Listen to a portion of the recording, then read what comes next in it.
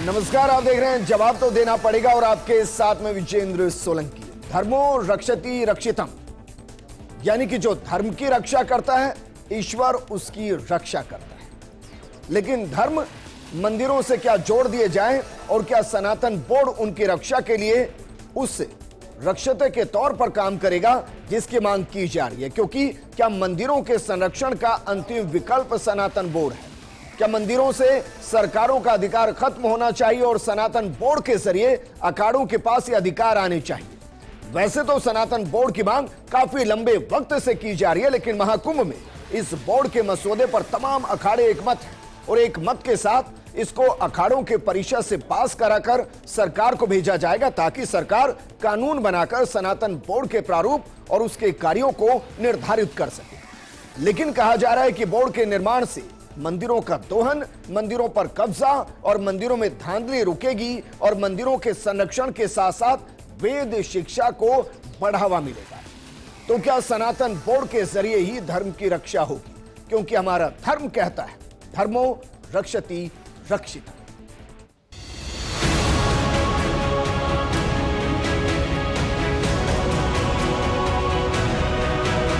कि अगर वक्फ बोर्ड है तो सनातन बोर्ड होना ही चाहिए।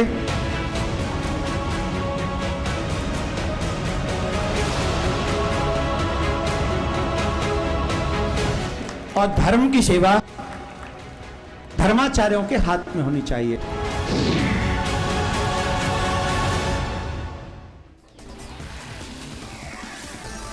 तो सवाल यह कि सनातन बोर्ड की जरूरत इसलिए है कि मंदिरों का संरक्षण हो या इसलिए कि वक्फ बोर्ड बना हुआ है तो सनातन बोर्ड भी होना चाहिए? इस मुद्दे पर बात करने के लिए हमारे साथ मौजूद हैं कांग्रेस प्रवक्ता राजेंद्र मेघवाल जी, हमारे साथ विषय विशेषज्ञ डॉक्टर घनश्याम हरदेनिया जी हैं, हमारे साथ राष्ट्रीय मुस्लिम महासभा के अध्यक्ष सैयद साहिब आलम साहब हैं और हमारे साथ राजनीतिक विश्लेषक के तौर पर इकलव्य सिंह जी हैं। शुरुआत करना चाहेंगे घनश्याम हरदेनिया जी, इस मांग को आप कितना सही ठहराते हैं? क्योंकि हालांकि मैं मानता हूं कि अगर मांग एक अच्छे काम के लिए है तो वो होनी चाहिए, लेकिन क्या मांग इसलिए होनी चाहिए कि वक्फ बोर्ड काम कर रहा है तो ऐसे ही सनातन बोर्ड होना चाहिए? सभी दर्शकों को नमस्कार करते हुए विजेंद्र जी, आपने मेरा ओपिनियन मांगा है तो अच्छे कार्य के लिए ओपिनियन में हमेशा हाँ होती है, बशर्ते उसके पीछे का उद्देश्य एकदम पवित्र होना चाहिए। शायद पिछले कई समय से इस तरह की मांगें उठ रही थी कि सनातन बोर्ड होना चाहिए। उसका कारण कहीं ये भी हो सकता है कि पीछे जो और कोई बोर्ड हैं अन्य धर्मों के, शायद वो अपनी दिशा से भटक करके एक विशेष केवल और केवल कुछ जमीनों को हथियाने में लगे हुए हैं। शायद इस वजह से सनातन बोर्ड ने अपने आप को असुरक्षित महसूस करते हुए इस तरह की मांग को सबके सामने रखने का प्रयास किया है। दूसरा विषय है सनातन का, तो सबसे पहले सनातन शब्द को समझना बहुत जरूरी है, क्योंकि सनातन शब्द जो है वो छोटा सा एक सामूहिक केवल बोर्ड बनने तक का सीमित शब्द नहीं है, उसका बहुत व्यापक अर्थ है जो परंपरागत रूप से चला आ रहा है, जिसका कोई आदि है ना अंत है, जिसकी सामाजिक व्यवस्थाएं भी एक व्यवस्थित रूप से हैं, जो केवल और केवल सत और तत् तक चलती हैं। इन दोनों का एक सामूहिक रूप ही सनातन है। सत का मतलब सच्चा और तत् का मतलब जो है वही सही है। तो सनातन बोर्ड के पीछे भी यही उद्देश्य होना चाहिए कि वास्तव में समाज की व्यवस्थाओं को निश्चित करने के लिए, समाज की व्यवस्थाओं को सुदृढ़ करने के लिए, और जो आज की शक्तियां दुरुपयोग होकर के और समाज के लिए समस्या पैदा कर रही हैं, शायद उनको व्यवस्थित करने के लिए ऐसे बोर्ड का गठन उन्होंने शायद मेरे ख्याल से निश्चित किया। मैं चाहूंगा, क्योंकि मैंने ओपनिंग रिमार्क आपसे मांगा, मुझे लगा कंफ्यूजन आप ही दूर कीजिए। भाई, एक तरफ कह रहे हैं कि संरक्षण चाहिए, एक तरफ कह रहे हैं कि एक बोर्ड जो लगातार जमीनों को हथिया रहा है उसके खिलाफ बोर्ड की मांग है। अब दूसरी तरफ आप सनातन को अनादि भी कह रहे हैं, अनादिकाल के लिए भी कह रहे हैं, यानी कि जो अनंत काल से अनंत काल के लिए है, तो उसके संरक्षण की जरूरत क्यों है जब आप खुद ही ये मान के चल रहे हैं कि भाई अनंत काल तक रहना है? तो आपने जब डिबेट प्रारंभ किया तो एक शब्द रखा था, एक ध्येय वाक्य रखा था भारतीय संस्कृति का, धर्मो रक्षति रक्षितः, यानी वही सुरक्षित रह सकता है जो धर्म की रक्षा करता हो। लेकिन धर्म को समझना भी बहुत जरूरी है। धर्म के लिए विशेष रूप से अलग अलग जगह पर 10 लक्षणों के आधार पर अलग अलग मनीषियों ने अलग अलग तरह की परिभाषाएं हर समय के लिए दी हैं। भाषा के लिए बात करें, वर्तमान समय में आप देखिए कि राजनीतिक स्तर को हम देख रहे हैं, जो लोग सबसे ज्यादा मेरे ख्याल से आदर्शभूत हैं वर्तमान समाज के, कि वो लोग बोलने में कुछ और कहते हैं और वास्तव में करते कुछ और हैं। यहां पर प्रियम ब्रूयात सत्यम ब्रूयात न ब्रूयात सत्यम अप्रियम प्रियम च नानृतम ब्रूयात एष धर्म सनातनः, ये श्लोक हमारे मनीषियों ने कहा। प्रिय बोलिए, सही बोलिए, और ऐसा सही मत बोलिए जो किसी को बुरा लगे, और ऐसा झूठ भी मत बोलिए जो असत्य हो। ये परंपराएं हैं। उसी परंपराओं के नाश की वजह से मेरे ख्याल से आजकल समाज की कुछ मांगें ऐसी बन रही हैं, और यहां पर यह दिशा नहीं, ऐसा तो नहीं है कि भाई उनको भी अधिकार चाहिए। मैं इसलिए कह रहा हूं क्योंकि मैं बोर्डों के खिलाफ नहीं हूं, मैं अखाड़ों के तो खिलाफ बिल्कुल नहीं हूं, लेकिन जब एक हर्षा रिछोड़िया के लिए मैं अखाड़ों को लड़ते देखता हूं तो मुझे समझ नहीं आता कि वो धर्म की रक्षा के लिए या प्रसिद्धि के लिए है।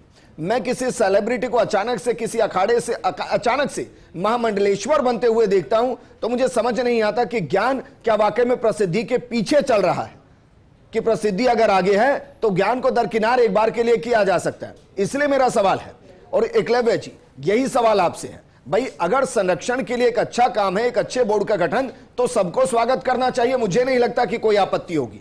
लेकिन क्या वाकई में नजरिया सही है? नहीं, देखिए कई चीज़ें हैं विजेंद्र जी। आपने मंदिरों की कंट्रोल की बात करी थी।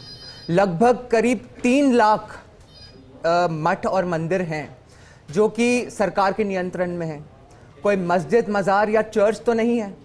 तो भाई क्यों नहीं हमें भी अधिकार हो कि हमारे धर्म के जो टेम्पल्स हैं, मंदिर हैं, उनका जो पैसा है उस पर कैसे, मतलब उसका उपयोग कैसे होना चाहिए, उसमें हमारी राय क्यों नहीं होनी चाहिए, हमारा नियंत्रण क्यों नहीं होना चाहिए। आप हमारे राजस्थान का अगर यहाँ पास का ही एग्जाम्पल ले लें तो आप देखेंगे कि जो पुष्कर का इतना बड़ा टेम्पल है उसका नियंत्रण जो है वो सरकार के पास है, लेकिन वहीं पे जो इतनी बड़ी दरगाह अजमेर शरीफ की है उसका सरकार से कोई लेना देना नहीं है। उसी तरह से मैं आपको बताऊं कि क्यों नहीं ऐसा होना चाहिए कि जब कोई अपनी जमीन को वक्फ कर देता है तो वो ट्रिब्यूनल बना हुआ है उसके लिए।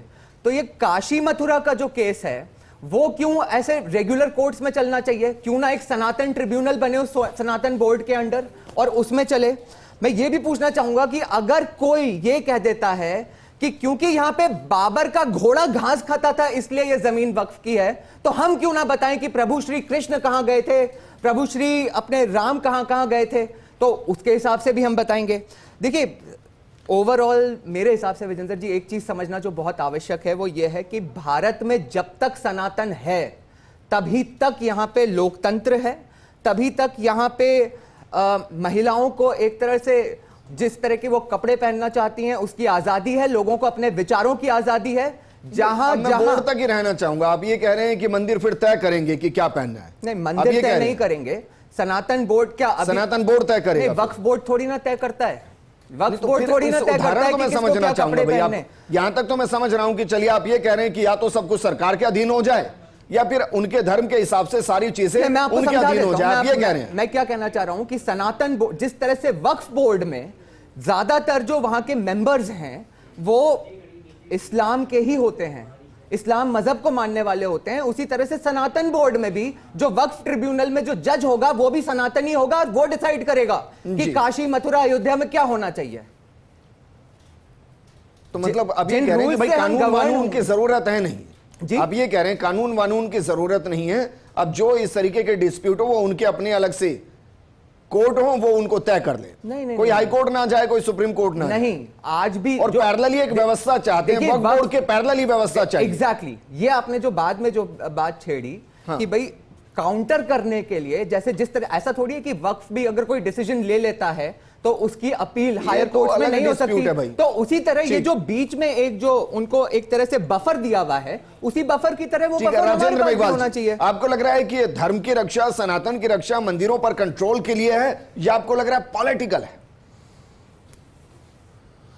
देखिए विजेंद्र जी, जहाँ तक इस देश के अंदर अगर ये सनातन बोर्ड की मांग जिस तरीके से संत और सन्यासियों और साधुओं के द्वारा की जा रही है और जिस तरीके की हमने भी पढ़ा अखबारों में, अगर संवैधानिक दायरे के अंदर और संविधान के तहत कोई भी मांग है तो इसमें कोई बुराई नहीं है।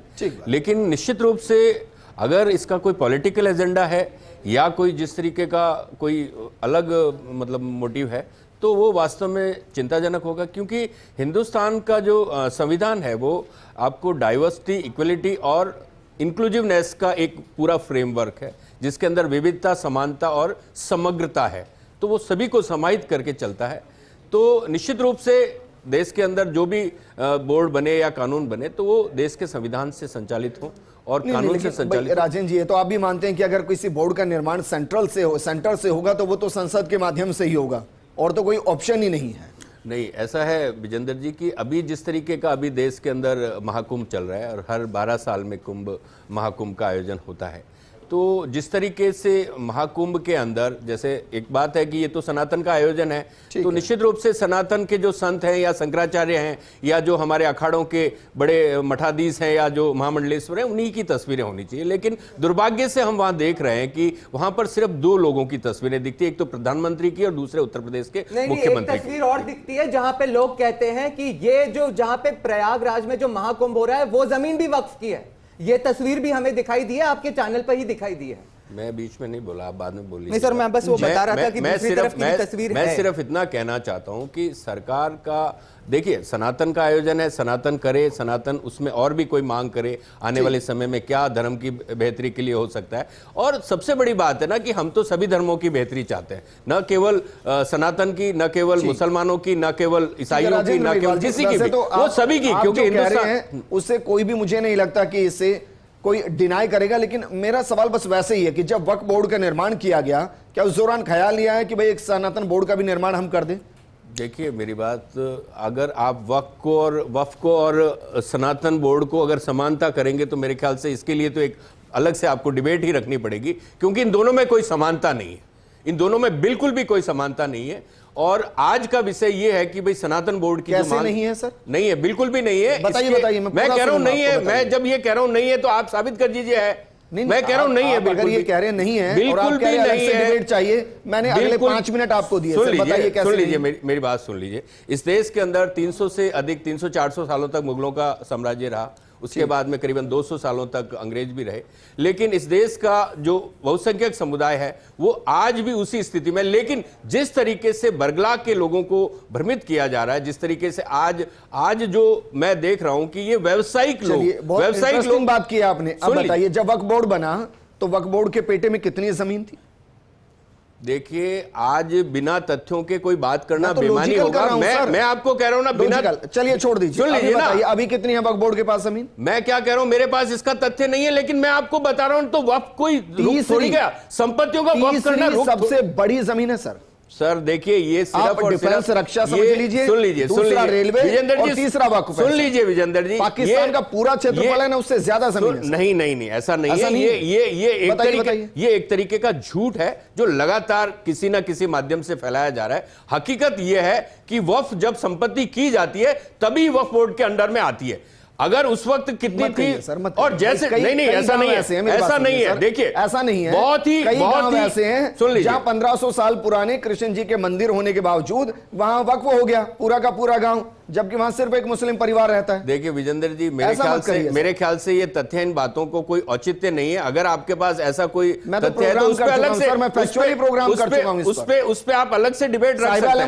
मैं आपको क्या कह रहा हूं, आलम साहब, भाई हो सकता है राजेंद्र जी के पास आंकड़े नहीं हो, आप बताइए कितनी जमीन है वक्फ के पास इस वक्त देश में? नहीं, जहां तक मैं देखता हूं और जहां तक मेरी समझ में है, इस मुल्क के अंदर तीसरी सबसे बड़ी मिल्कियत जायदाद जो है वो वक्फ के अधीन आती है। राजेंद्र जी सुनिएगा, अब वो साहिब आलम साहब कह रहे हैं जी 8 लाख एकड़ के आसपास है या ज्यादा है?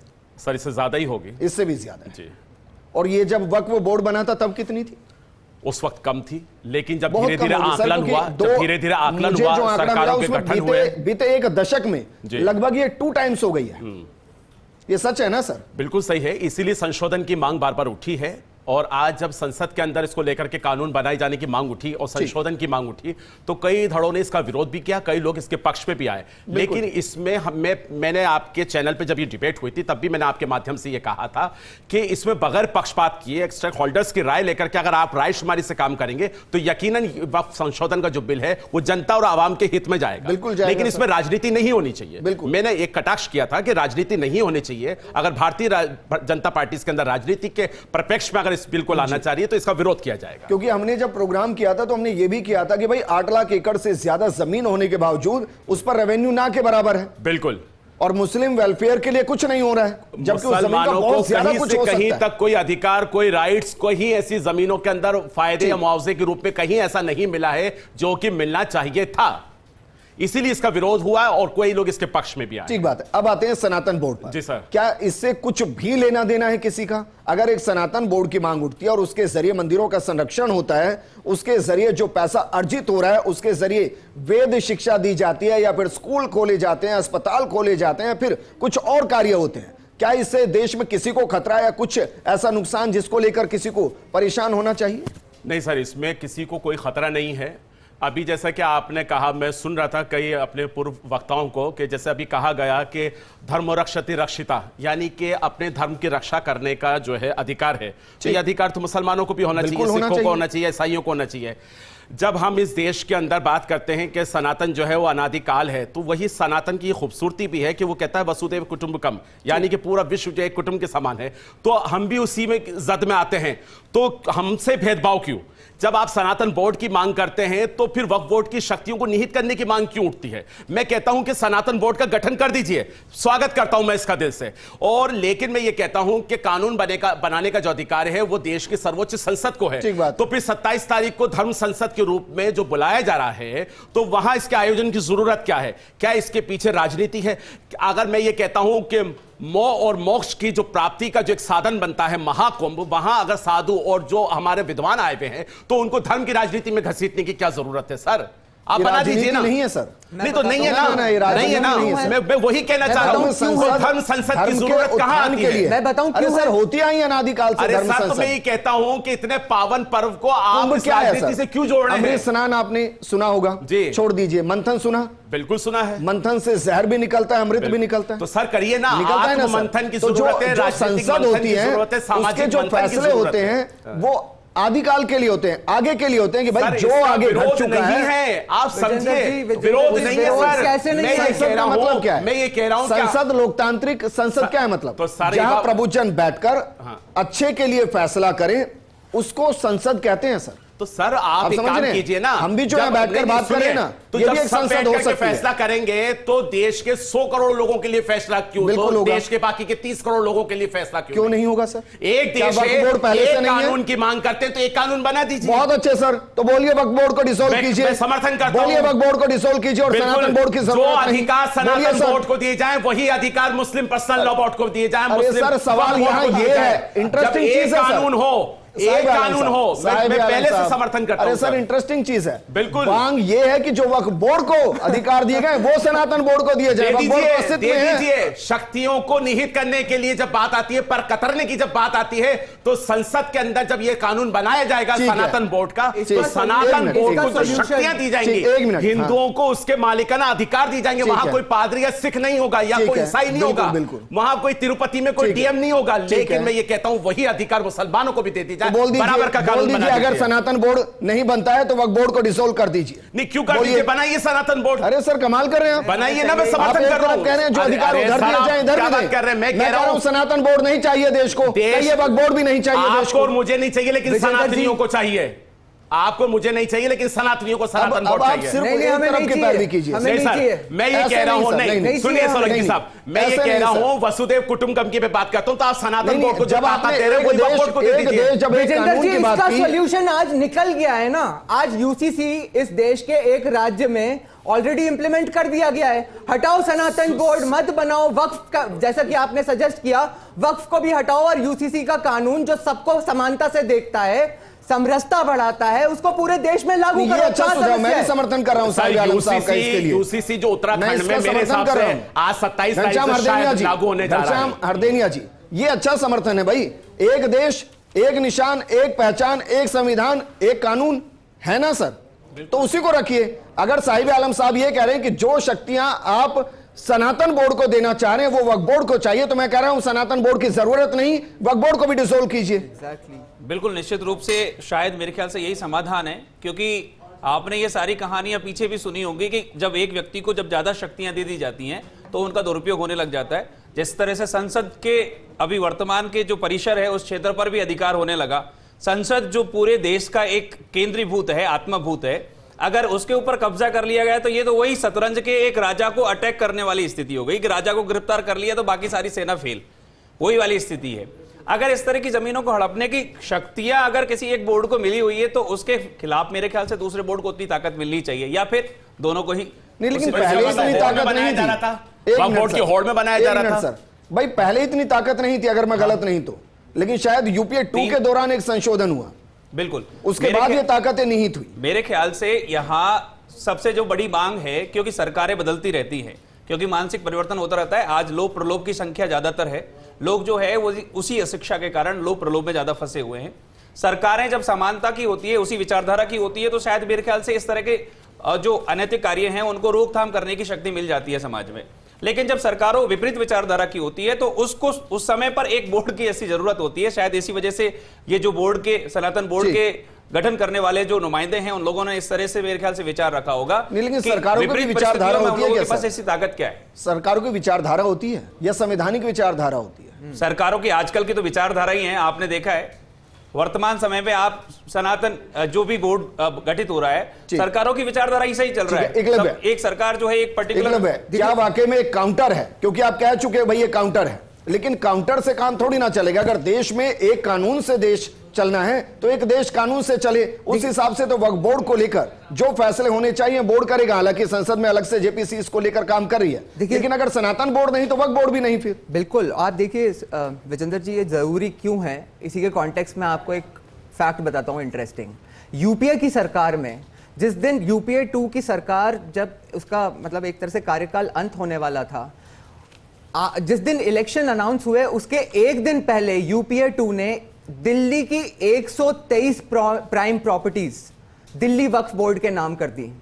तो जब इस तरह के ऑर्गेनाइजेशंस जब पॉलिटिकली यूज किए जाएंगे तो यही होता है। और आप देखिए, अभी एक बात उठी ना कि सनातन बोर्ड की फिर आवश्यकता ही क्या है? सनातन बोर्ड की आवश्यकता इसलिए है क्योंकि हमारी इसी राजस्थान की भूमि पे बात हो रही थी ना कि वक्फ का काउंटर क्यों है। जब वक्फ इसी पार्लियामेंट में जब टेबल होता है तो उसके बाद रेस्पॉन्स में हमारी राजस्थान की भूमि पे ही एक रैली करी जाती है और उसमें कहा जाता है, यहां पे बात हो रही थी ना कि भाई धर्म संसद क्यों कर रहे हो, यहां पे रैली करी जाती है और उसमें मौलाना तफीक रजा क्या कहते हैं? ये कहते हैं कि हमने हमारे युवकों को कंट्रोल कर रखा है, जिस दिन वो सड़कों पे आ जाएंगे तो हमारी रूह कांप जाएगी। तो भाई ये सब की अगर इस तरह की चीजें होती रहेंगी तो काउंटर अगर दूसरी तरफ से नहीं आएगा। इससे ज्यादा बोल गए थे उस दिन। नहीं, वो तो यहाँ के विधायक साहब तो और ज्यादा बोल गए थे। नहीं, और गर्दनें चाहिए। और ऐसी रैलीज में अगर पॉलिटिकल पार्टीज भी पार्टिसिपेट करेंगी तो क्या दुर्दशा होगी, आप सोच लीजिए।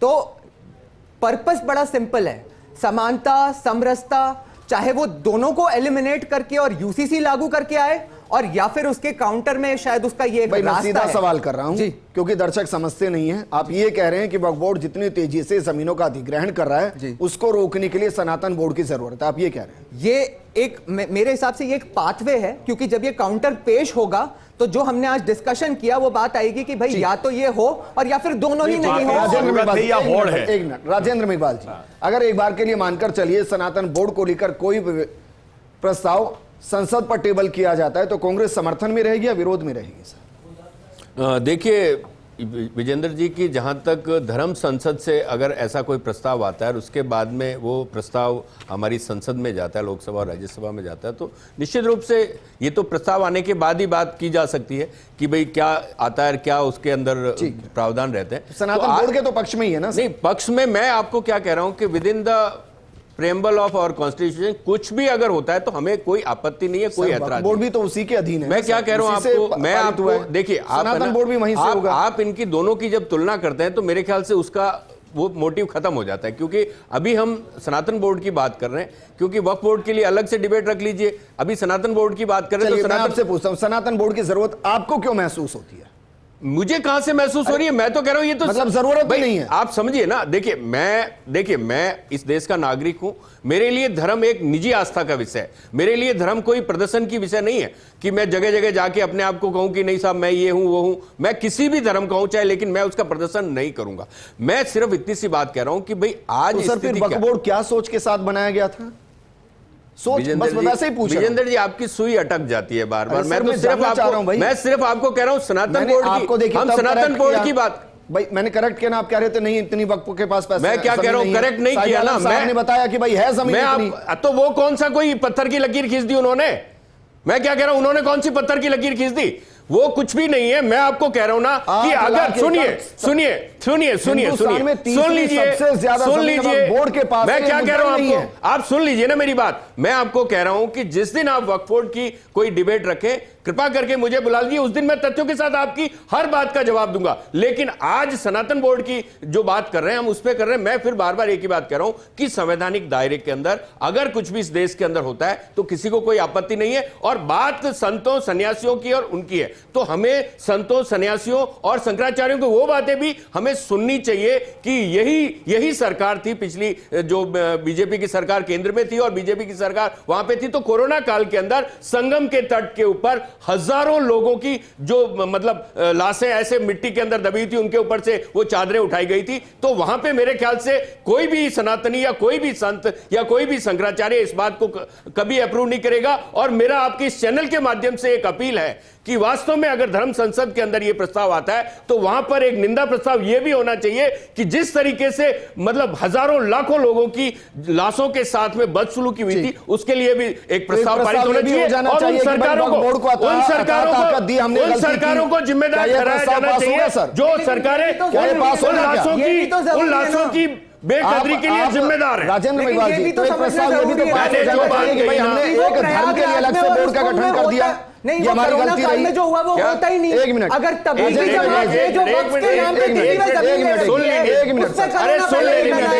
राजेंद्र मेघवाल जी, फिर तो ये भी होना चाहिए कि भाई धर्मनिरपेक्ष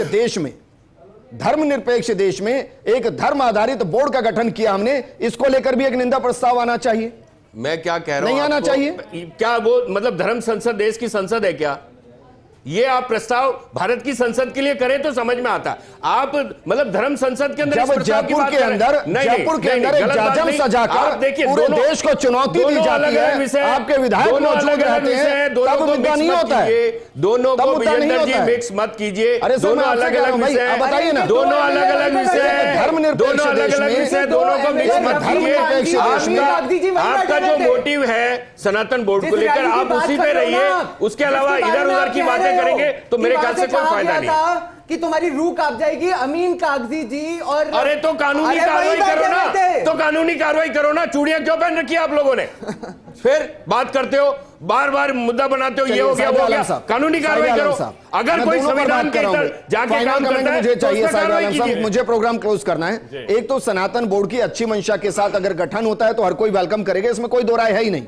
लेकिन दूसरी तरफ क्योंकि वक्फ बोर्ड को लेकर भी मंथन हो रहा है, अगर उस वक्फ बोर्ड के अंदर वो संशोधन हो जो देश की उस एक बड़ी पॉपुलेशन की है जिसके संवर्धन के लिए वक्फ बोर्ड का निर्माण किया गया था, ना कि एक सेलेक्टिव लोगों के हाथों में सब कुछ आने के लिए, तो क्या उसका भी समर्थन होगा? देखिए सर, मैं आपको छोटी सी बात कहना चाहूंगा। आपकी बात का मैं बिल्कुल माकूल जवाब दे देता हूं कम शब्दों में।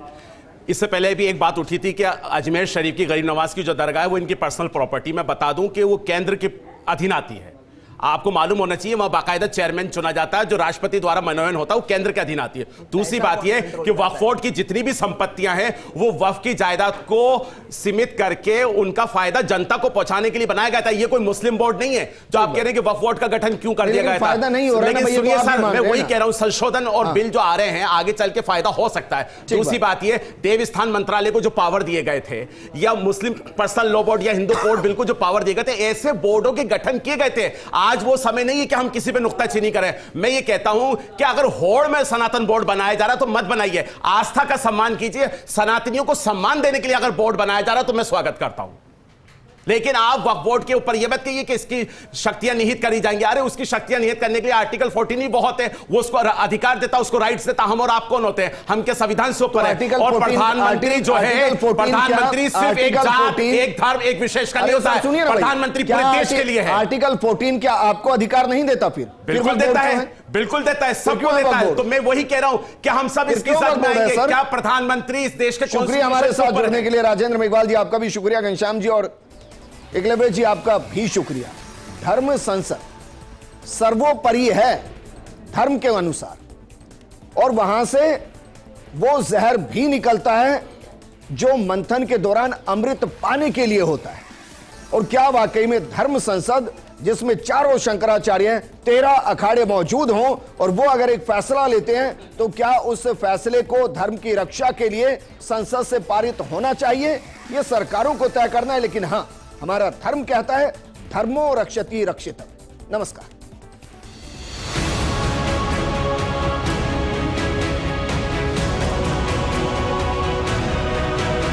कि अगर वक्फ बोर्ड है तो सनातन बोर्ड होना ही चाहिए।